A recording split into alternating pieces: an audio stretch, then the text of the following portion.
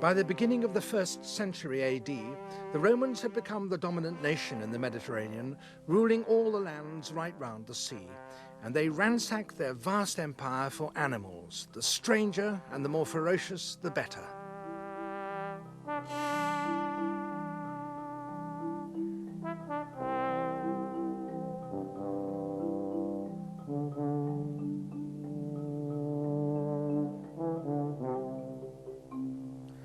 The fate of these creatures was to be transported to huge cities that now stood in all parts of the empire, and there to be taken to the arenas that were the centres of mass entertainment. This, one of the most perfectly preserved, is at El Jem in Tunisia. The Roman public's thirst for blood and pleasure in witnessing pain seems to have been unquenchable and without limit. The caged animals were kept in dungeons below the main arena. When this place was in use, timbers were laid across to roof this underground passage. And when the day of the spectacle came, 30,000 people were packed into the terraces. And then, to the sound of blaring trumpets and roars from the crowd, the terrified animals in their cages were hoisted up from this pit. And not only animals, human beings too, criminals, slaves, and prisoners of war. And here in this arena, they were set one upon the other to provide the crowd with spectacles of the most appalling carnage.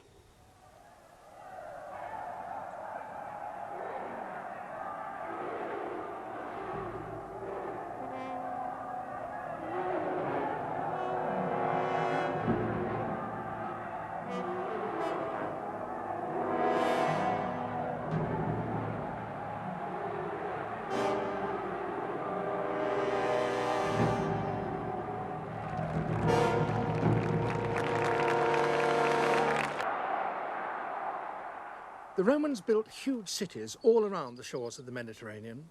Here at Ephesus, in what is now Turkey, they took over a Greek town around a great religious centre sacred to the goddess of fertility and nature, Artemis.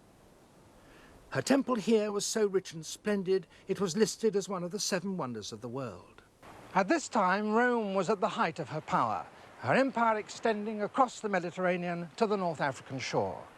And here there were some 600 great cities, the biggest of all being this, Leptis Magna, with a population of around 100,000 people. And in the first year of the Christian era, AD 1, one of the wealthiest of them, a man by the name of Annibal Rufus, built for the benefit of the citizens and doubtless for his own greater glory, this splendid theatre which could accommodate 7,000 spectators. Here, pantomimes and ballets were performed. Elaborate scenery was set on the stage, and screens of canvas, stretched between sticks, were raised in front of the stage to allow settings to be changed. There was a magnificent basilica and huge municipal baths. In the city centre stood a splendid marketplace with marble colonnades adorned with statues of distinguished citizens. This city in Libya, in fact, was one of the wealthiest in the whole of the empire. That wealth was based directly on the land. Into this marketplace flooded produce of all kinds, figs and pomegranates, chicken and sheep, and this stone was used for measuring olive oil, pouring the oil in at the top and collecting it by removing the bung at the bottom, so forming a standard unit. But above all, there was grain. Pliny, the Roman historian, said that the land here was so rich that if you planted 1 grain of wheat, from it would sprout a stem carrying 150 grains. By the end of the 1st century AD, North Africa was producing 500,000 tons of grain every year, and supplying the densely populated city of Rome, which had long since outstripped its own resources, with 2/3 of its wheat. The southern shores of the Mediterranean, in fact, were among the most fertile territories in the whole of the Roman Empire. Their produce was brought to the great ports like this one at Leptis. Then the sea lapped this jetty, and alongside it were moored the great ships. Onto them were loaded hundreds of tons of wheat, thousands of gallons of olive oil, ivory for the craftsmen of the imperial city, caged wild beasts such as lions and leopards and rhinoceroses to be tormented and put to death in the arenas of the empire. And yet, today, the harbour is silted up, most of the city lies buried beneath sand dunes, and the land has become a desert.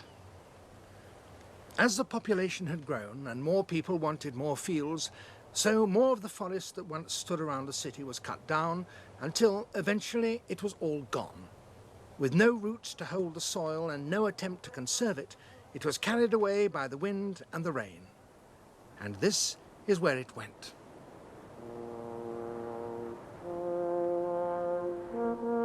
In bays all around the eastern Mediterranean, the sea is separated from the hills inland by strips of flat, marshy land like this, made up of the soil that once clothed the rocks of the hills beyond. All this was deposited during the last 2,000 years, for this is the marsh that now separates the sea from the city of Ephesus. These ruined buildings mark the edge of the quay, where once merchant ships lay moored. As the harbour died, so did the trade on which the city's wealth was based, and so ultimately did Ephesus itself.